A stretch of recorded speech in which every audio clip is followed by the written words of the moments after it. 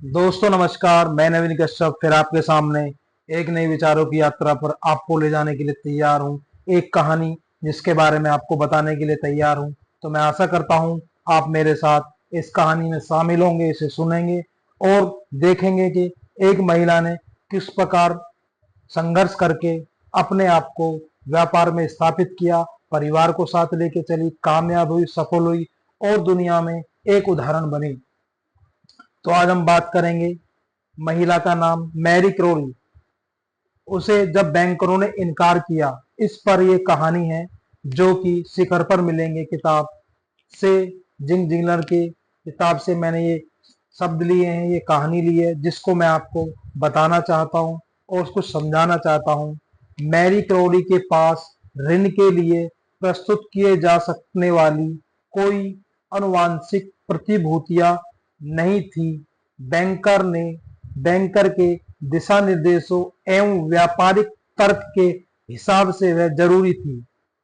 वह अपने नए व्यापार में और पूंजी लगाना चाहती थी। उसे कंपनी चलाने का कोई अनुभव नहीं था। वह अपने पहले नियोक्ता से सैद्धांतिक मतभेदों के कारण उसने वह कंपनी छोड़ दी थी। अर्थव्यवस्था का तेजी से विकास नहीं हो रहा था और इन सब के लिए अतिरिक्त वह एक महिला थी। और बुरी बात यह थी कि उसकी एक अजीब सोच थी कि ईसाई सिद्धांतों पर कोई व्यापार खड़ा हो सकता है। अविश्वसनीयता की सीमा तब वह यह भी सोचती थी कि यदि सेल होती है तो इससे ग्राहक, कंपनी और सेल्समैन सबको लाभ होता है। साथ ही वह बिलों व बोनस आदि का अपनी सुविधा के अनुसार नहीं बल्कि उनकी देय तिथि पर भुगतान करने में विश्वास रखती थी। इससे समस्या की गंभीरता और बढ़ गई थी। परंतु यदि आप सोचते हैं कि यह गलत था तो आगे और गलत लगेगा। मैरी क्रोली किसी भी सेल्स या ट्रेनिंग मीटिंग का आरंभ प्रार्थना से करने में विश्वास रखती थी।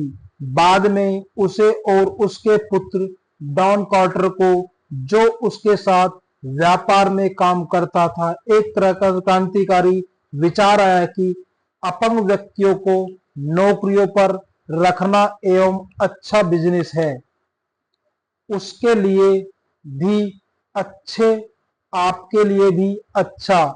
इसके अलावा तेजी से बढ़ती बिक्री एवं जल्दी जल्दी लोगों की भर्ती करने पर भी अपने ऑर्डर्स को समय से पूरा न कर पाने के कारण व्यापार काबू से बाहर होता जा रहा था।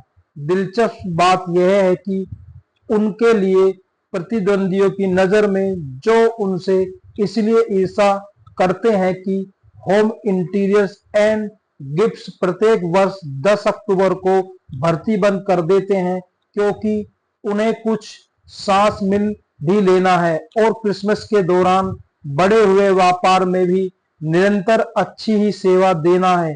यह आज भी काबू से बाहर है। मेरी जानकारी में ऐसा करने वाली अमेरिका में यह अकेली कंपनी थी। ये सब इस बुक के लेखक जिंग जिंगलर के हैं। तथापि यह स्पष्ट है कि वे दो बैंकर जिन्होंने ऋण देने को मना किया था गलती कर रहे थे, और जिस बैंकर ने कहा था कि सही था, क्योंकि डल्लास टेक्सास की श्रीमती मैरी क्रोरी द्वारा निर्मित होम इंटीरियर्स एंड गिफ्ट्स वास्तव में शताब्दी की प्रेरणादायक सफलता की गाथाओं में से एक है। कुछ भी नहीं से शुरू करके मैरी क्रोरी ने विशिष्ट एवं दीर्घजीवी सफलता के लिए आवश्यक सभी सिद्धांतों का प्रयोग करके एक ऐसी कंपनी का निर्माण किया जो प्रत्यक्ष बिक्री की दुनिया में आदर्श बन गई। ईश्वर में अडिग आस्था को अपना आधार मानकर इस दृढ़ निश्चय के साथ उसने कंपनी बनाई कि कोई भी व्यापार विश्वास, कर्तव्यनिष्ठा, परिश्रम एवं सबके समान अवसर के सिद्धांत पर न केवल खड़ा किया जा सकता है बल्कि उसे इसी प्रकार स्थायित्व प्रदान किया जाना चाहिए। महिला होने पर स्वयं को कृतज्ञ अनुभव करते हुए मैरी ने पूर्वग्रह और भेदभाव के दंश को इतना झेला था कि उसने होम इंटीरियर्स एंड गिफ्ट्स में उसे पैदा नहीं होने दिया। अधिकांश व्यक्ति यह प्रश्न पूछते हैं कि मैरी क्रॉली और उसकी कंपनी, जिसकी स्थापना दिसंबर 1957 में हुई थी, ने क्यों और कैसे इतनी उल्लेखनीय सफलता अर्जित की। उत्तर सरल है परंतु गहरा है। यदि मुझे संक्षिप्त में मैरी क्रॉली और उसकी सफलता को कुछ शब्दों में बताना हो तो मैं कहूंगा कि अपने विश्वास की गहराई के कारण उसने सफलता की ऊंचाइयां प्राप्त की। वह मानती थी कि विश्वास रखने वाला एक व्यक्ति रुचि रखने वाले 99 व्यक्तियों के दल के बराबर है। वह प्रत्येक की अपार संभावनाओं में विश्वास रखती थी एवं सेल्स महिलाओं को विकास एवं आर्थिक सफलता से असीमित अवसर प्रदान करने हेतु दृढ़ संकल्प थी।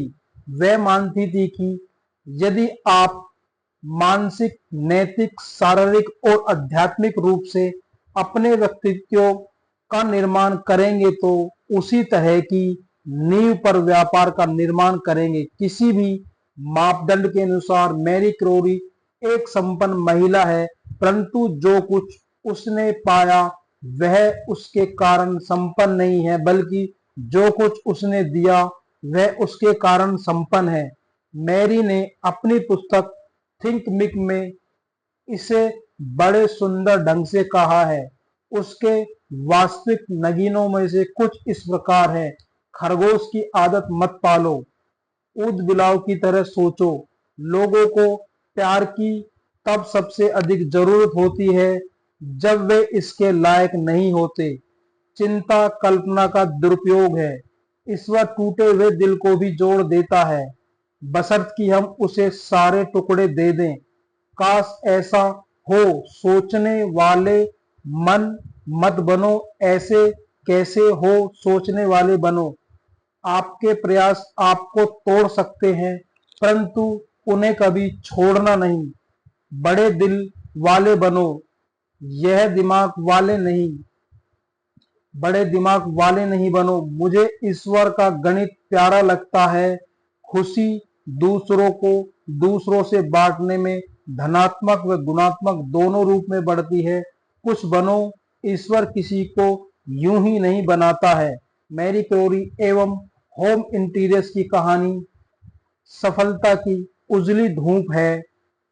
खुशियों के गुलाब ही नहीं थे, उसमें बेहिसाब खून पसीना और आंसू बहे थे, परंतु प्रेम की प्रचुरता, आस्था, साहस, संवेदना, संकल्प और सरल परिश्रम जैसी महत्वपूर्ण चीजों का कभी कोई अभाव नहीं था। इससे दोस्तों वह सब कुछ मिल जाता है जो आपको भेंट करने हेतु जीवन के पास है। मैरी की कहानी एक अनूठा वृत्तांत है और यह ऐसा वृत्तांत है जिसके आधार पर कोई भी वकील न्यायालय में सिद्ध कर सकता है कि आप जीवन में जो प्राप्त करना चाहते हैं वो कर सकते हैं, बशर्ते कि आप दूसरों की जो वे चाहते हैं उसे प्राप्त करने में पर्याप्त सहायता करें। और इसी प्रकार मैरी क्रॉली ने अपने जीवन में संघर्ष और मेहनत, आस्था और अपनी मेहनत लगन के साथ में जिस प्रकार उसने लोगों को प्यार की सबसे अधिक जरूरत, ये शब्द कहा था कि प्यार, लोगों को प्यार की सबसे अधिक जरूरत जब होती है जब वो लायक, उस प्यार के लायक ना हो। खरगोश की आदत ना पालो, ऊद बिलाव की आदत पालो। तो ये जो शब्द उसने अपनी किताब में लिखे हैं, ईश्वर का गणित प्यारा लगता है क्योंकि ईश्वर कभी गलत नहीं होता, ये सब जानते हैं, हम सब मानते हैं।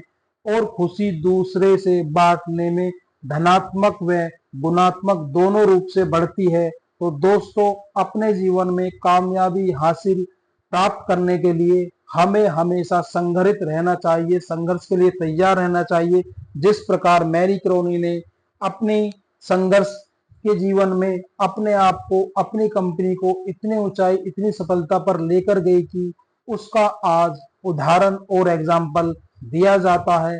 तो हमें अपने जीवन में भी इसी प्रकार उदाहरण, एग्जाम्पल और इस प्रकार की मेहनत करके, लोगों को साथ लेके, दूसरों के बारे में सोच के, उनका भला करके, उनको बराबर साथ लेके, उनकी अच्छी संभावनाओं को सोच के, उनको साथ लेकर व्यापार बढ़ाकर आगे बढ़ते रहना चाहिए, ताकि हम, आप और जो हमारे साथ हैं वो भी बढ़ें, वो भी कामयाब हो, सफल हो, तरक्की करें और अपने व्यापार में बेहिसाब खून पसीना, आंसू, प्रेम, प्रचुरता, आस्था, साहस, संवेदना, संकल्प और परिश्रम जैसी महत्वपूर्ण चीजों का कभी भी अभाव नहीं होना चाहिए। इससे हमारे व्यापार में, हमारे तरक्की में, हमारे उद्योग में, हमारी सफलता में जब ये सब साथ रहेंगे, इन सब के साथ एक साथ हम रहेंगे, बढ़ेंगे, कामयाब होंगे और तभी हम तरक्कीवान बन पाएंगे। तो दोस्तों, आज के अपने इन विचारों की यात्रा में मेरा यही बताना था कि मैरी क्यूरी को जब बैंकरों ने लोन देने के लिए मना कर दिया, मगर एक बैंकर ने उसको लोन देने के लिए स्वीकृति कर दी और उस लोन से अपने व्यापार में पूंजी लगाकर वो उस कामयाबी पर, उस हसरत पर, उस हौसले पर और उस सफलता पर पहुंची, जिसे आज हम देखते हैं, सुनते हैं और महसूस करते हैं कि एक महिला अधिकांश व्यक्तियों से पूछते हुए उन्होंने कामयाब किया। संक्षिप्त में वो मैरी क्रॉनी के, और उसने कुछ बनाया, अपनी कंपनी को आगे लेके गई, तरक्की की, कामयाबी हासिल की।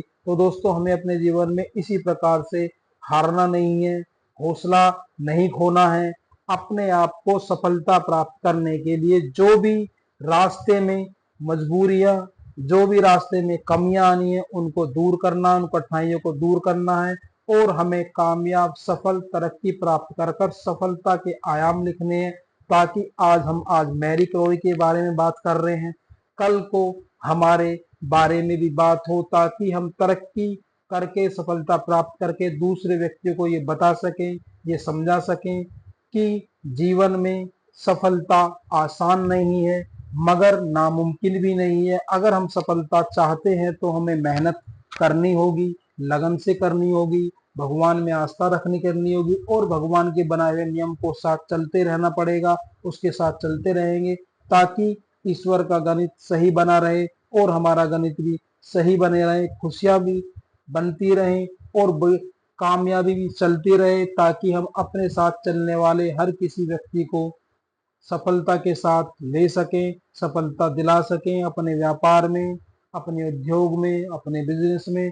तो दोस्तों, आज के मेरे इन विचारों की यात्रा में आपसे यही बताना था, यही समझाना था कि हम किस प्रकार सफल हो सकते हैं और किस प्रकार दूसरे व्यक्ति जीवन में सफल हुए हैं, उनके साथ मजबूरियां आई हैं, उनके साथ कमियां आई हैं, उनके साथ असफलताएं, मगर उनको, उन सब को दरकिनारे करके वो कामयाब हुए, सफल हुए, आगे बढ़े और तरक्की करिए। तो दोस्तों, हमें भी इस प्रकार मेहनत करनी है, अपने जीवन में तरक्की करनी है, कामयाबी हासिल करनी है, ताकि हम भी अपने जीवन में किसी को ये बता सकें और कोई हमारे जीवन को ये बता सके कि उन्होंने इस प्रकार तरक्की की। तो दोस्तों, अपने इन विचारों की यात्रा पर विराम लगाते हुए मैं आपसे विदा लेना चाहता हूँ। आशा करता हूँ आप स्वस्थ होंगे, तंदुरुस्त होंगे, कामयाब होंगे, सफलता प्राप्त कर रहेंगे और आगे बढ़ रहेंगे। और दोस्तों, एक बार फिर अपने अंदर सकारात्मकता, ऊर्जा को हमेशा बनाए रखिए। कभी भी असफलता के बारे में मत सोचिए, सफलता के बारे में चलिए और सफल होते हुए, आगे बढ़ते हुए चलते चले जाइए, बढ़ते चले जाइए, कामयाब होते चले जाइए और एक अच्छे ऊंचे शिखर पर पहुंचे। धन्यवाद दोस्तों।